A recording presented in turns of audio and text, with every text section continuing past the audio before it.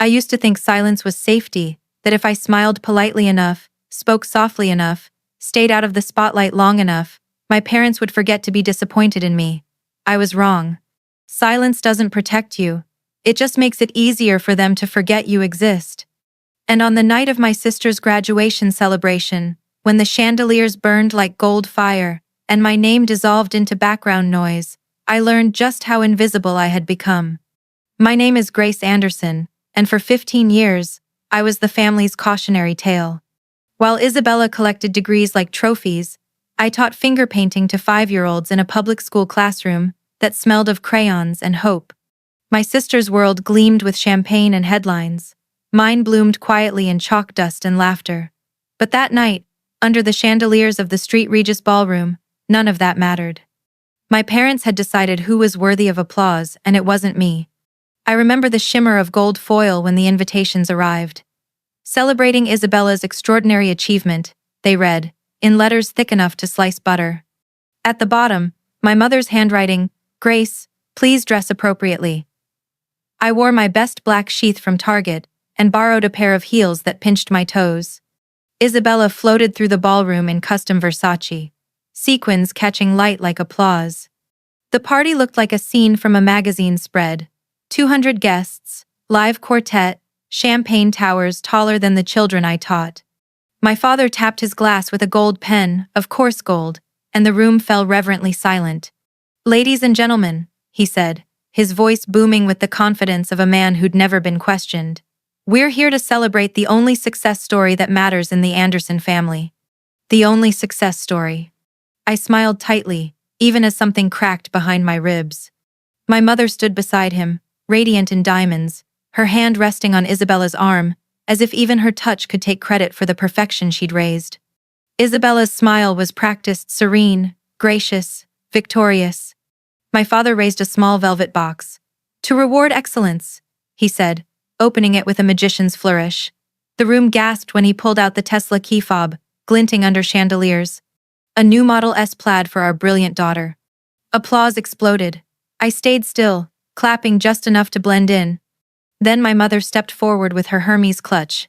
"And inside this envelope," she said proudly, "is the deed to your new home, a $13 million Tribeca penthouse."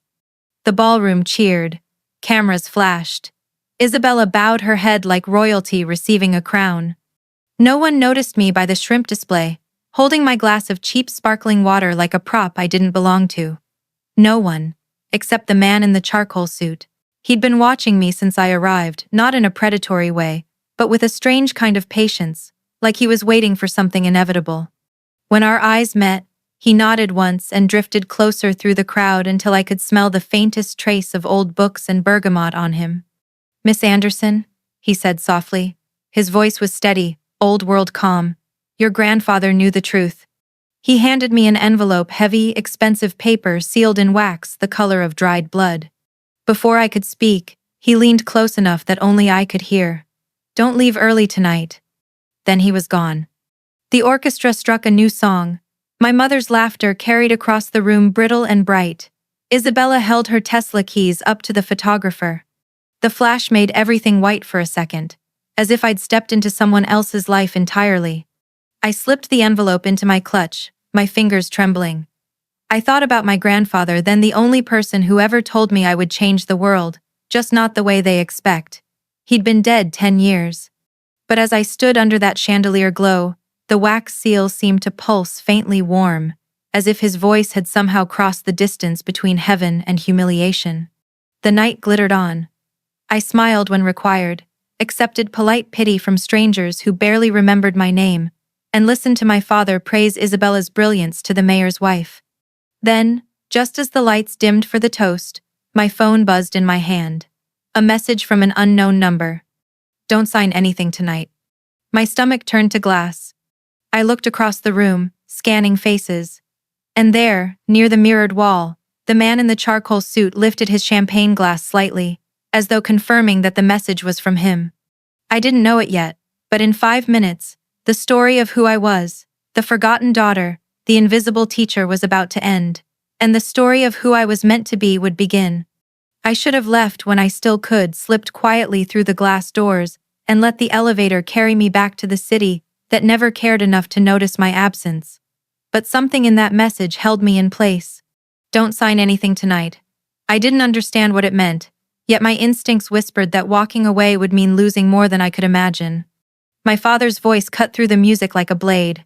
And now, he announced, smiling toward the stage, for one last bit of family business.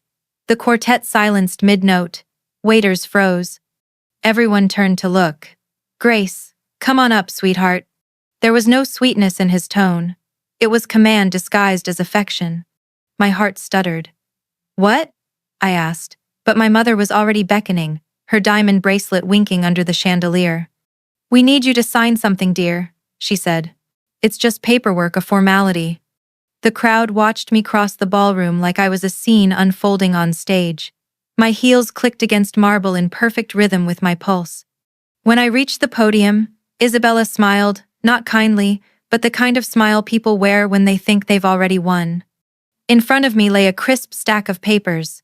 My father slid a Mont Blanc pen toward me. A waiver, he explained smoothly. We're finalizing estate matters, and your cooperation will keep things simple. Estate? I repeated, my voice smaller than I wanted it to be. It's just a signature, Grace, my mother said. You'll still have your teaching career. The pause before the word teaching dripped like oil. But this ensures there won't be any confusion later on. Isabella will manage the assets. It's best for everyone. Laughter rippled from a corner table, soft, polite, poisonous. I felt every eye on me, waiting to see whether the disappointment would embarrass herself further. Isabella leaned toward the microphone, her tone light and mocking. You're doing the right thing, Grace. I mean, managing millions isn't really your area of expertise, is it? The room chuckled. My throat closed around words I couldn't form. I looked at the waiver. Legal text swam before my eyes, clauses, signatures, dates, all blurred by a thin sheen of humiliation. For a moment I considered just doing it. Signing. Ending the comparison once and for all. But then I saw movement at the edge of the room. The man in the charcoal suit, standing perfectly still, his gaze fixed on me. He nodded once, slowly, deliberately. And something in me broke free. My hand trembled as I took the pen. My mother's whisper coiled in my ear. Just sign it, sweetheart. Don't make this harder than it needs to be. I lifted my eyes to hers. Harder for who? A ripple of murmurs spread through the audience. My father frowned, the first crack in his polished confidence. Grace, he warned softly, let's not turn this into a scene. A scene.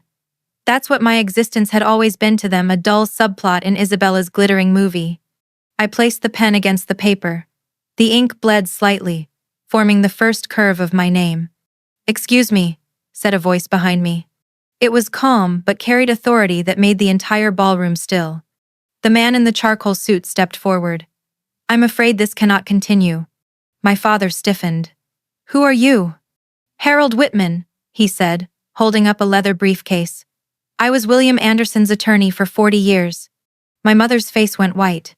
Whatever business you have, my father said sharply. It can wait until… Actually, Harold interrupted, his tone soft yet unyielding. It cannot. Mr. Anderson's final instructions were explicit to be carried out publicly, and tonight. In Enderby. Gasps scattered through the room. The crowd, intoxicated by the promise of spectacle, leaned closer. I lowered the pen. My pulse thundered in my ears. Final instructions? I whispered. Harold's eyes found mine. Your grandfather wanted the truth revealed when your family gathered to celebrate what they thought was success. My father's voice darkened. You have no authority here. Harold opened his briefcase and removed a single, aged envelope, embossed with a gold state seal. On the contrary, he said, I have all the authority that matters. The air felt heavy, charged with something both sacred and dangerous. I could hear the chandeliers humming from the heat of so many bodies leaning in. My mother's hand trembled where it clutched her clutch. Isabella's smile faltered. Your grandfather, Harold continued evenly, anticipated this exact scenario. What scenario? Isabella demanded. The one where greed would try to silence Grace. Every whisper in the room died at once. Harold looked at me again, his eyes steady, kind, and devastatingly clear. Miss Anderson, you might want to step away from that podium. I did. He turned to the crowd, to the cameras now half hidden behind champagne flutes.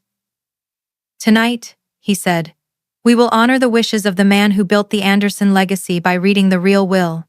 And in that single moment, I realized the message had been right. The waiver wasn't just paperwork, it was a trap. And the truth my grandfather left behind was about to burn the entire illusion down. For a heartbeat, the room seemed to stop breathing. Even the chandeliers swayed slightly, like they too were holding their breath. The name Harold Whitman rippled across the ballroom, first in whispers, then in shock. My mother's hand froze mid-air, the smile on her face collapsing like porcelain dropped from a height. My father's attorney? She stammered. That's impossible. William passed 10 years ago. Harold adjusted his glasses and met her eyes calmly. And yet, he continues to speak through his instructions. I watched my father's jaw tighten, the same expression he used when stock prices fell, or when Isabella's perfection was questioned. This is absurd, he said. My father's estate was settled a decade ago. There is no unfinished business. Harold didn't flinch. There was business left unfinished because you made sure of it. A collective murmur stirred. I heard someone whisper, "This just got interesting." He unlatched his leather briefcase with deliberate care and drew out a thick document, its pages crisp despite their age. The gold seal of the state of New York gleamed under the chandeliers. This, Harold said, is the original and legally binding last will and testament of William Anderson. Not the one filed with the court 10 years ago, the one that was destroyed. My father's voice dropped an octave. You have no proof. Harold raised one silver brow. Don't I? He laid the will gently on the podium beside the waiver I'd nearly signed. 3 copies were notarized and secured in separate safety deposit boxes, each with video testimony and witness verification. Judge Patricia Hornby, Dr. Michael Chen, and Eleanor Roosevelt III, all still very much alive and prepared to testify. Someone gasped. The air crackled. The tension wasn't just awkward now. It was electric, dangerous. My mother clutched her clutch like a shield. This isn't the time or place.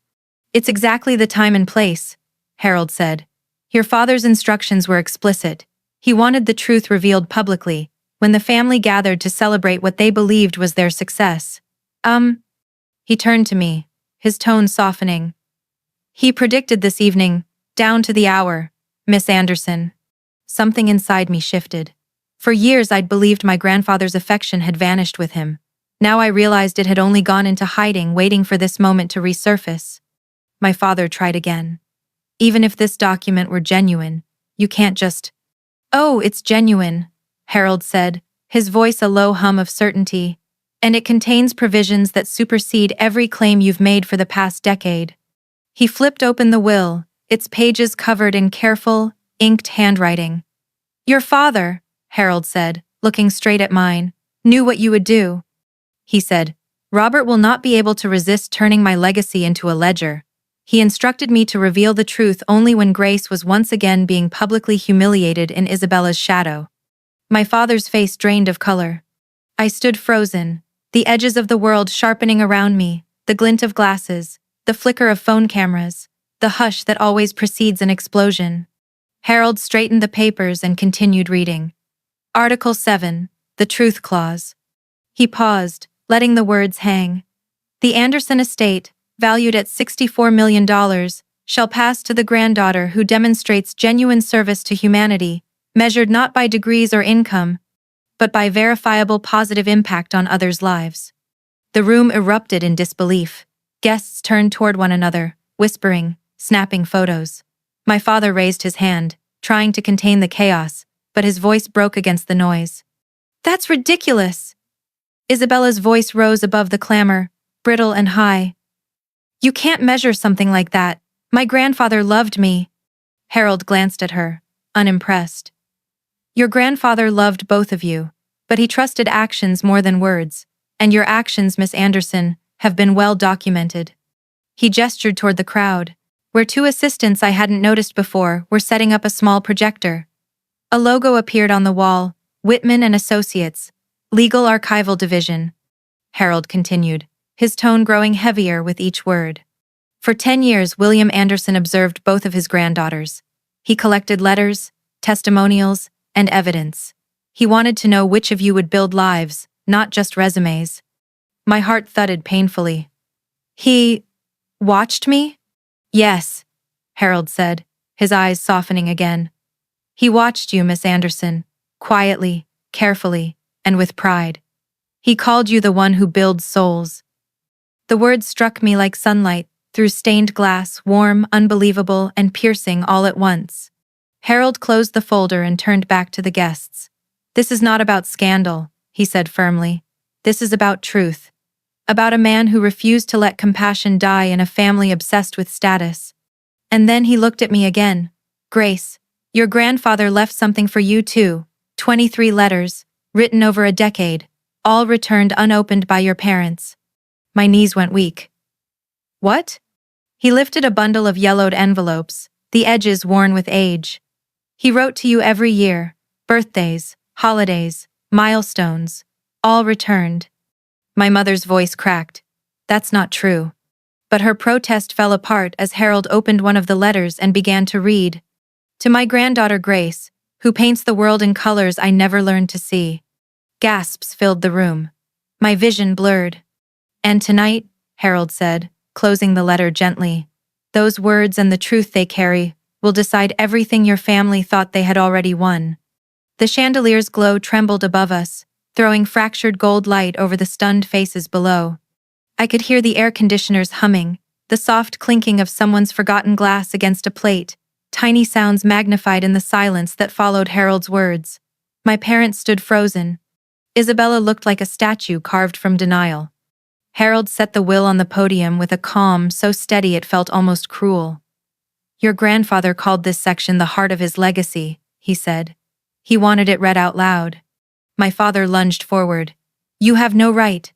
I have every right, Harold interrupted, not raising his voice but cutting through my father's like thunder disguised as velvet. This document is notarized, witnessed, and filed under federal record. You destroyed one copy. The others survived. The crowd inhaled collectively. Someone whispered, My God. Harold adjusted his glasses and began to read. Article 7 Conditions of Inheritance. I, William Anderson, of sound mind and body, declare that my estate shall pass to the granddaughter who demonstrates genuine service to humanity, measured not by degrees or income, but by verifiable positive impact on others' lives. He looked up at the room, letting the weight of the words settle. Your grandfather's words, not mine. A murmur rippled through the guests. My mother's pearls clicked softly as her hand trembled against her chest. Furthermore, Harold continued, such impact must be verified by independent witnesses, institutions, and beneficiaries, with supporting documentation to be provided by my appointed executor. He turned toward me. That would be me. My father's voice broke the spell. This is absurd. You can't possibly measure impact. William Anderson thought of that. Harold opened a separate folder.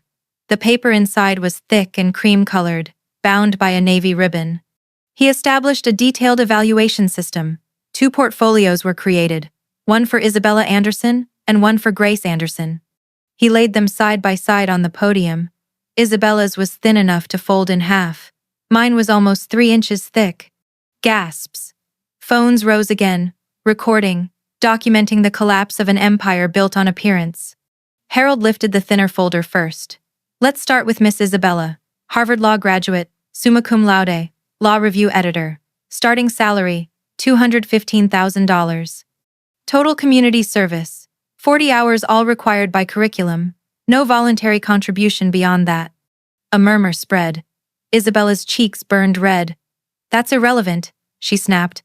I was focusing on my career. Harold smiled faintly. Your grandfather predicted that response. He opened my folder next, the sound of paper sliding against paper filling the silent ballroom. Grace Anderson, he read. Public school art teacher.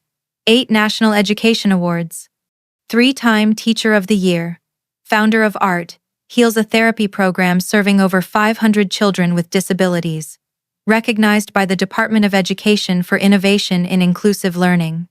I stared at him, barely breathing. He knew?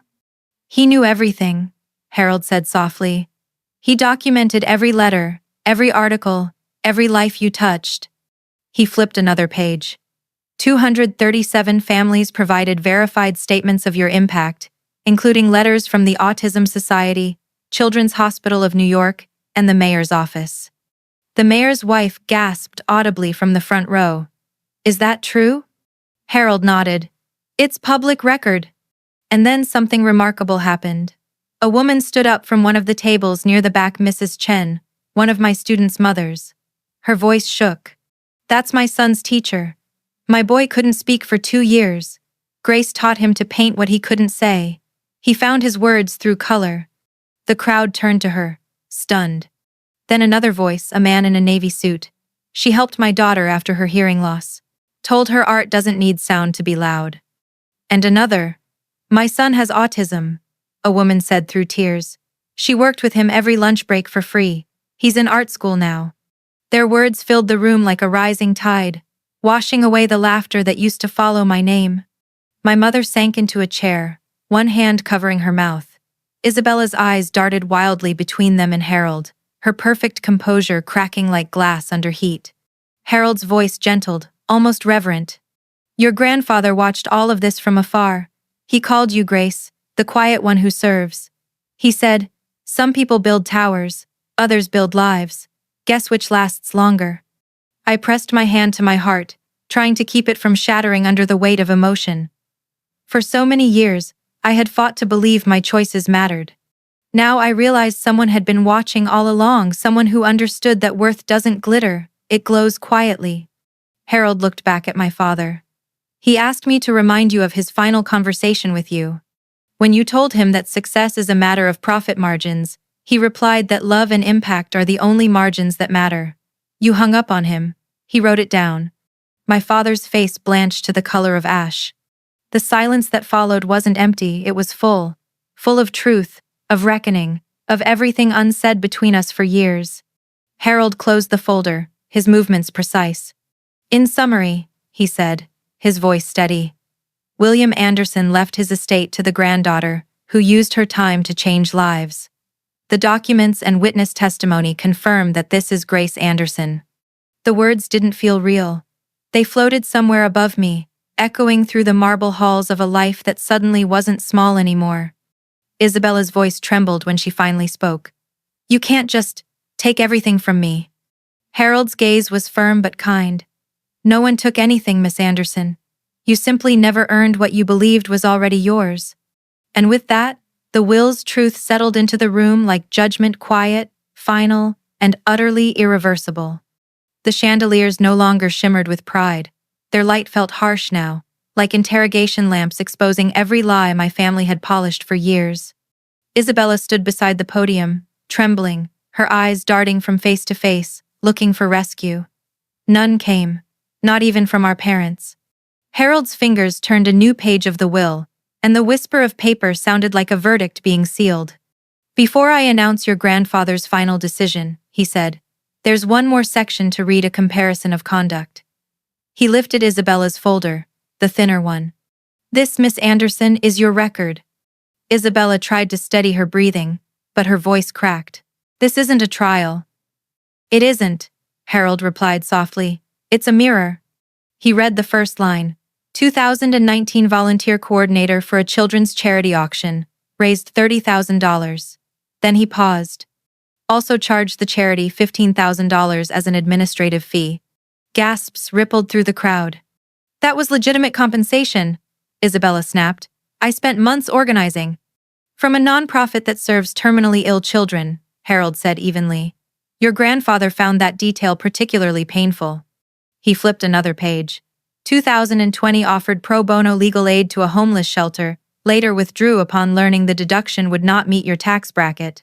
2021 signed up as mentor for underprivileged students. Attended one session, photographs posted on LinkedIn the next day. Did not return. The murmurs grew sharper. Some guests turned away. Others whispered into their phones, no doubt already texting gossip to the Upper East Side. My father's complexion drained from pink to gray. My mother closed her eyes as if pretending the world had vanished could erase the shame of being seen. Harold continued, his voice unwavering. Meanwhile, Grace Anderson, 8 national awards, 3-time Teacher of the Year, established an art therapy network now active in 3 boroughs. Verified testimonials from the Department of Education and the Autism Society of America. He turned another page, slower this time. Also documented 14 children who were nonverbal before her program began, and now communicate through painting and sculpture. 3 lives saved through intervention during suicidal crises. 2 families reunited after their children entered her therapy program.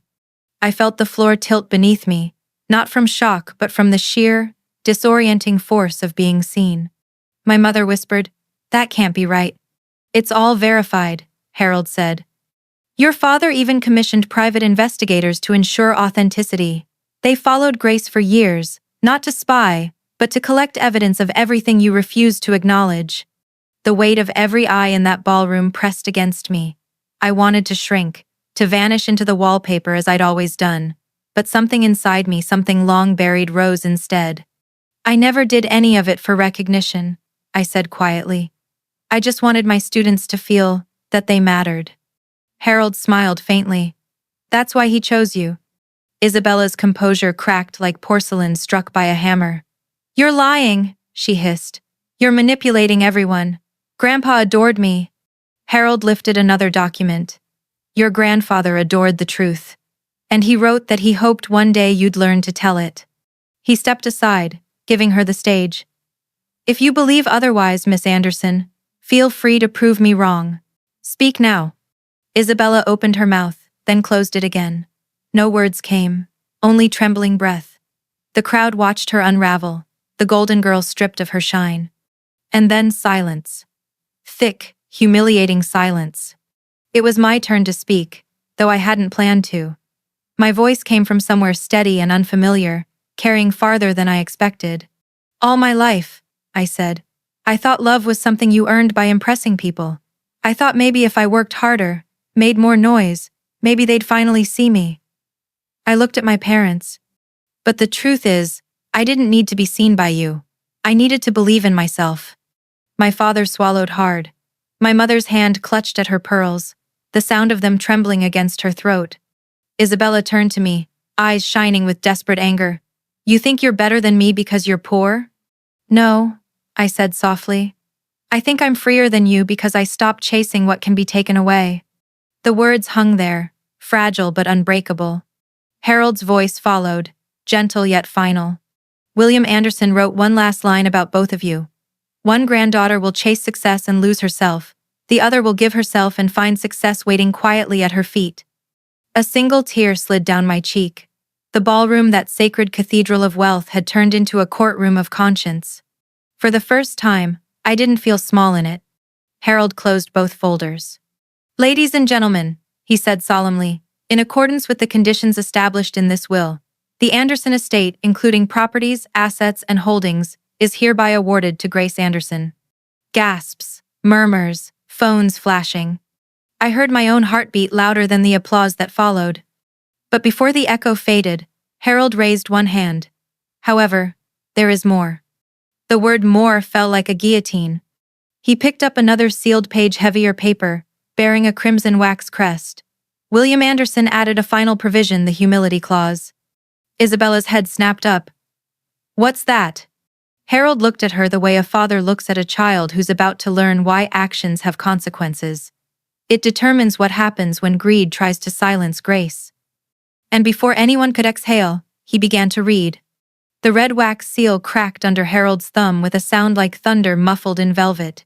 Even the chandeliers seemed to lean closer, their crystals trembling faintly as if they, too, wanted to hear. He unfolded the page with the same care one might give a sacred text. "This," he said, "is the section your grandfather called the humility provision." His voice echoed through the ballroom. "It applies in the event that any beneficiary attempts to coerce or manipulate another into forfeiting their rightful inheritance."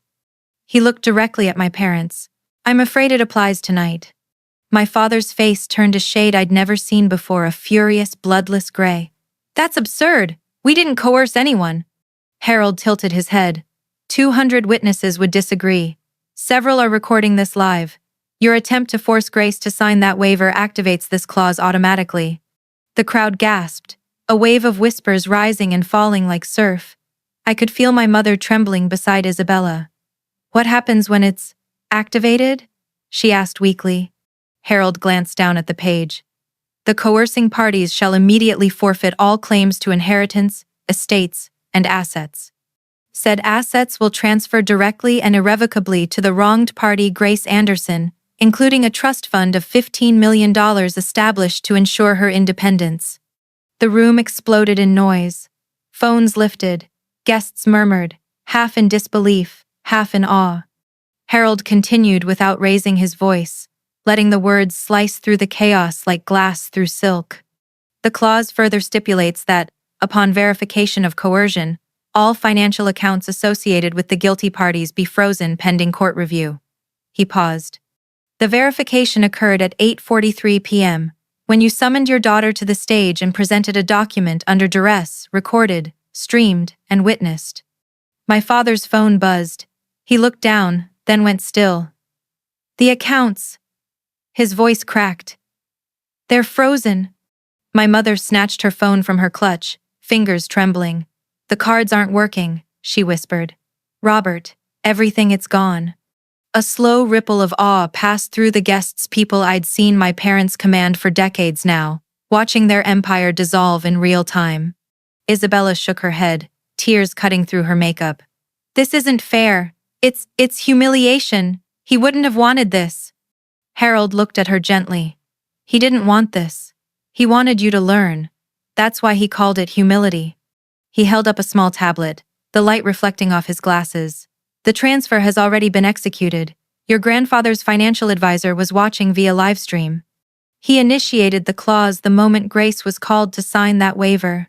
The trust fund, valued at $15 million, is now in Grace's name. The room fell completely silent. $15 million? I should have felt dizzy, elated, triumphant, but what I felt was something deeper, older, a strange, aching relief. For the first time in my life, I didn't have to fight to be believed. My father staggered forward. You can't do this. You can't take everything away from us. Harold regarded him calmly. William Anderson wrote, If my son ever values power over principle, take the power from him and give him back his soul. Perhaps this is how that begins. Someone in the crowd whispered, He planned this perfectly. Harold nodded once. Your father was a man of foresight. My mother's voice broke into a sob. Please, Harold, stop. This spectacle will ruin us. He met her eyes, not unkindly. You ruined yourselves the moment you tried to silence your daughter. Tonight is only truth catching up. Isabella clutched the edge of the stage, her voice trembling. There has to be something left. The penthouse? The Tesla? Purchased yesterday with estate funds, Harold said. They revert to the estate immediately. The color drained from her face. Then what do we have? Each other, I said quietly. The words slipped out before I even thought about them, and for the first time, Isabella actually looked at me. Really looked, not through me. Her lips trembled. I don't know how to be that kind of person, she whispered. Then maybe this is how you start, I said. Harold cleared his throat softly, bringing us back to the moment. The estate's holdings, including the real estate company and its portfolio, will be placed in a transitional trust under Grace Anderson's authority. As primary beneficiary, she will determine its future direction. My father's knees seemed to give for a second, but he steadied himself on the podium. You can't possibly expect her to run what I built. Harold's tone carried a gentle finality. Your father built it. You only expanded it. He turned to me. Grace, your grandfather left a personal note regarding this moment. Would you like me to read it? I nodded, unable to speak. Harold unfolded a small handwritten page, yellowed with time. His voice softened as he read. If you are hearing this, Grace, then truth has already done its work. You will feel torn between anger and mercy. Choose mercy, but do not mistake it for weakness. You were born to restore what greed destroyed. Let compassion lead you, but never let guilt silence you. Those who shamed you will one day need your forgiveness. When they ask, give it, but give it on your terms. My throat tightened until I could barely breathe. Isabella was crying openly now, her hands shaking, mascara streaking her cheeks. My mother stood beside her, one arm around her shoulders, both of them small beneath the chandeliers they'd once ruled beneath. My father looked at me, and for the first time in my life, I saw something human flicker in his eyes. Not pride, not judgment, but regret. Harold closed the folder, his voice final. William Anderson's estate now belongs entirely to Grace Anderson, but his legacy belongs to whoever learns from this. The room was silent. No one clapped this time. There was no applause left to give. I looked down at the podium where the pen still lay, the same pen my father had pushed toward me minutes ago, the one meant to erase my worth. I picked it up and held it steady in my hand. Then I said, clearly enough for everyone to hear, this pen was meant to take everything from me. Instead, it just wrote my freedom. The sound of that pen dropping into silence felt like the closing of a courtroom door. I stood there, trembling but steady, while 200 guests shifted uneasily in their seats, society's finest, watching the unraveling of their favorite myth. The Andersons were no longer a dynasty. We were a story about consequence. My father's voice cracked first, low and hollow. Grace, he said, please, you don't understand how hard it is to hold a family together. I looked at him, the man who once measured worth in square footage and stock prices, and for the first time, I didn't feel small. You held us together by fear, not by love, I said quietly. That's not family, that's control. He closed his eyes. I thought I was protecting our legacy. By erasing half of it? I asked. By pretending I didn't exist unless I embarrassed you? The tremor in his shoulders betrayed him. For years he'd been a marble statue of authority, and now the cracks finally showed. My mother stepped forward, her mascara smudged, her voice trembling. We were proud of you, Grace. We just didn't know how to say it. No, I said. You were proud of what made you look good. You just didn't know how to love what made you uncomfortable. The crowd was silent, no longer guests but witnesses. Even the quartet had gone still, instruments resting quietly on their laps. Then Isabella, still shaking, lifted her head. Her voice came out hoarse. I didn't know he wrote that clause. The humility thing. I swear I didn't. I know, I said. It wasn't about punishing you. It was about teaching you. She laughed weakly through tears. You sound just like him. That broke something in her. The laughter turned to sobs. Her body bent forward as if she was trying to hold herself together. My mother reached for her hand. My father looked away, unable to bear it. Harold's voice was gentle. William Anderson never stopped hoping for this moment, the moment when truth would make way for healing. He opened the briefcase one last time and drew out a letter sealed with pale blue wax. He wrote this for you, Robert and Margaret. He asked that it only be read when your pride finally gave way to remorse. My parents didn't move, so Harold read it aloud. To my son and daughter-in-law, I built a fortune so my family would never be slaves to greed, yet I watched you both bow to it. You taught your children to chase power, not peace. You broke Grace's heart because it didn't fit your definition of success. One day, that heart will outgrow everything you worshipped. When it does, learn from her. She's your inheritance too. My mother was crying openly now, silent tears that streaked the perfect mask she'd maintained for decades. My father pressed his hand to his mouth, the letter shaking in Harold's grasp. Grace, my mother whispered, stepping closer. I don't deserve your forgiveness, but I'm asking for it anyway. The room blurred. For years I'd imagined this moment, some grand vindication, some triumph, but standing there, all I saw were two exhausted people who'd spent their whole lives running from themselves. I took a breath. I forgive you, I said. But not because you asked. Because I need to be free of the anger. My father nodded slowly, tears gathering in his eyes. I spent my life counting profits, he said. But your grandfather was right, I never learned how to count what matters. He turned toward the crowd, voice breaking. We taught our daughters that wealth defines worth. We were wrong. No one moved. Then Mrs. Chen, my student's mother, began to clap. Softly at first, then others joined, their applause growing into something warm and unpolished and real. It wasn't for power or spectacle. It was for truth. Harold gave me a small nod. William would be proud, he said. You've closed the circle. I looked at him through the blur of tears. I don't want to close it. I want to rebuild it. He smiled. Then rebuild it, Grace. That's what he meant when he said you'd change the world. I turned back to my family, to the parents who had forgotten love, to the sister who had confused status for purpose. I'm keeping the inheritance, I said. But not as a crown, as a tool. It's going to become something bigger than us. The crowd leaned forward. My father frowned through the tears. What do you mean? I'm turning the company and the properties into a foundation, I said. An organization for children with disabilities, for art therapy, for healing. The money that once separated us is going to connect others. My mother pressed a shaking hand to her heart. Isabella wiped her face and whispered, Can I help? I looked at her, the girl who had once mocked finger paints in classrooms, and saw someone suddenly willing to learn. Yes, I said, but you'll start where I started. Her voice wavered. At the school? At the bottom, I said softly. With the kids who scream and spill, paint and test your patience. 2 years, no shortcuts. She nodded through the tears.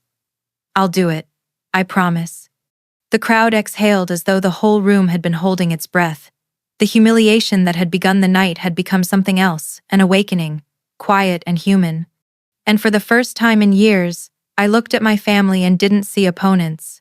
I saw broken people trying to build something true. Harold closed his case and stepped down from the stage. Then my work here is done, he said. Your grandfather's will wasn't about wealth. It was about restoration. And as the applause faded into the stillness, I finally understood what my grandfather meant when he told me I would change the world, just not the way they expect. The morning after that night, the city felt strangely quiet, as though even the skyline was trying to absorb what had happened. The street, Regis Ballroom, had been emptied of its champagne flutes and orchids, but the echoes lingered: my father's broken apology, Isabella's sobs, the murmurs of a crowd witnessing the collapse of arrogance. When I woke in my apartment, sunlight slipped through the cracked blinds and fell across the envelope Harold had given me, the one sealed in wax. I hadn't opened it yet. I didn't need to. Somehow, I knew what it would say. Use what you've been given to give more. That day became the first day of the Anderson Foundation for Art Therapy and Special Education. The name felt too large for me, yet it fit perfectly, like a promise I was finally ready to keep. I used the inheritance not to buy, but to build. The company's old marble offices transformed into classrooms filled with laughter and the faint scent of paint and paper. The penthouse that had once been meant for Isabella became the administrative hub for the foundation, its floor-to-ceiling windows, now overlooking children, sketching clouds on canvas instead of contracts. And the Hampton House, our family's pride, became something else entirely. We stripped away the chandeliers and replaced them with strings of paper lanterns painted by children's hands. The first time I saw the ocean through their eyes, saw them run toward the waves like it was heaven made of water, I knew I'd chosen right. Isabella kept her promise. She arrived at the school on a Monday morning, hair tied back, dressed in jeans and a plain t-shirt. No designer bag, no entitlement, just nervous hands clutching a notebook. Her first week nearly broke her. The kids didn't care about her degree. They wanted patience, not perfection. One afternoon I found her sitting in the art room, covered in purple paint, tears streaking down her face. I can't do this, she said. They don't listen to me. They don't need to, I told her. They just need you to listen to them. That's when one of my students, 7-year-old Ethan, walked up and handed her a sheet of paper splattered with violet and gold. This is the sound of happy, he said. Isabella looked at the picture for a long time before she started to laugh, real, unguarded laughter. The kind I hadn't heard from her since we were children. He's right, she whispered. It does sound like happy. She didn't quit after that. She stayed. 2 months later, she was leading her own sensory art program, kneeling beside children who once couldn't speak but could now express entire worlds through color. She made $43,000 a year, drove a used Honda Civic, and said it was the first time in her life she'd felt rich. My parents changed too, though slowly, like ice thawing. My father began visiting the foundation on Wednesdays. He would sit on the floor, reading storybooks to children whose laughter made his voice softer. My mother volunteered in the art room, her manicured hands now smeared with paint most days. Once, a little girl hugged her, leaving a streak of green across her white blouse. My mother didn't flinch. She wore that stain all day like a medal. The first summer, we hosted a camp at the Hampton House for 40 children who had never seen the ocean. My father stood on the porch and watched them run across the sand, his eyes glistening. "Your grandfather would have loved this," he said quietly. "He planned it," I told him. The foundation grew faster than I could have imagined. 50 full-time teachers, 15 hospitals partnered, thousands of children reached. Every classroom wall was covered in artwork, proof that beauty can bloom even from brokenness. At night, after the last child left and the halls fell silent, I would sit by the window and read my grandfather's letters. In one, he wrote, "Grace, if the world forgets kindness, paint it back into existence." I finally understood. That was what the fortune was, for not power, not luxury, but restoration.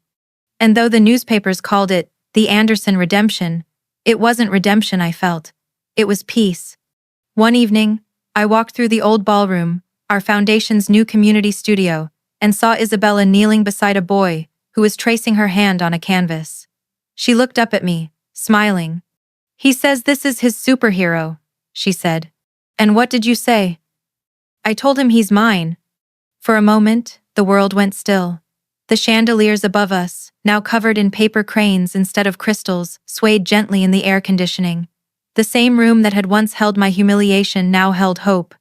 My grandfather had known it all along.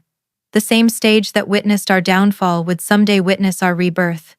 6 months later, I walked through the halls of the foundation as the winter light poured in, soft and golden, carrying with it the faint hum of children laughing somewhere down the corridor. The walls were covered in drawings, tiny universes of color, stories told by hands that once trembled too much to hold a brush. Every stroke, every smudge, was a reminder that healing didn't always arrive with fanfare. Sometimes, it arrived quietly, one color at a time. The Anderson Foundation had grown beyond anything I imagined.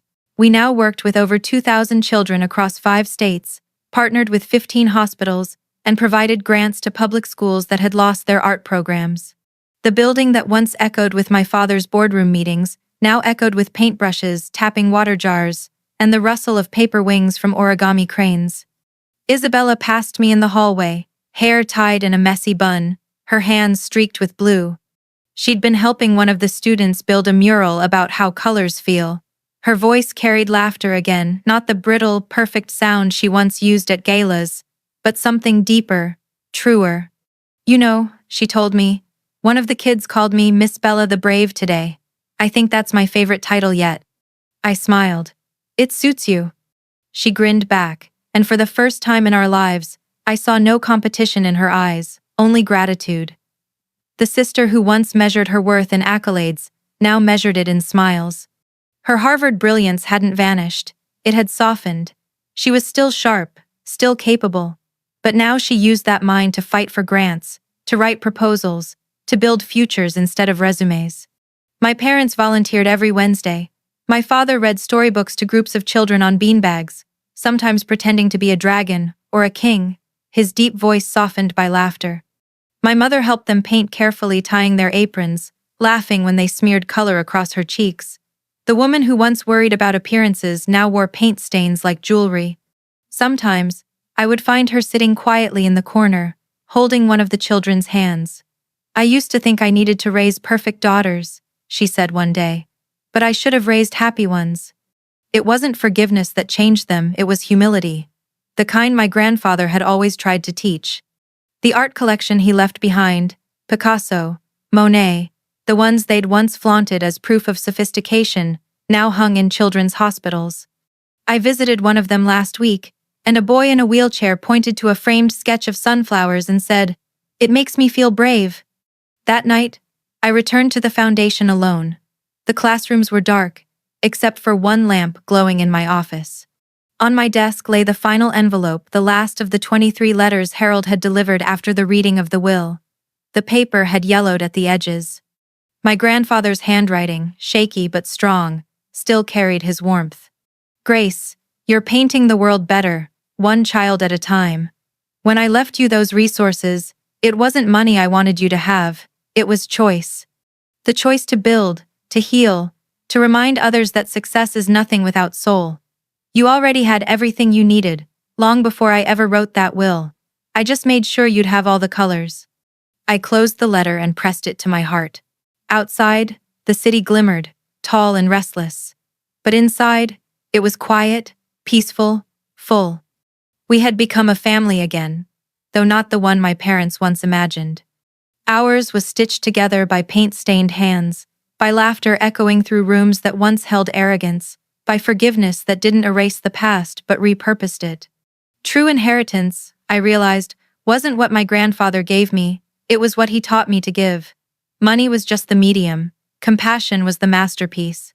As I turned off the lights and stepped into the hallway, I heard Isabella's voice echo faintly from the next room.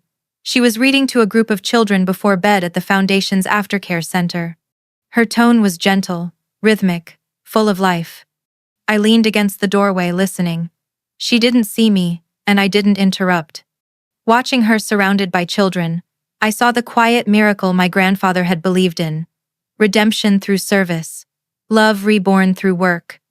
When the story ended, a little boy asked, "Miss Bella, was that a real story?" She smiled and said, "It's real now." And it was. That night, as I walked out into the cold, I whispered to the sky, "You kept your promise, Grandpa. You gave me the colors."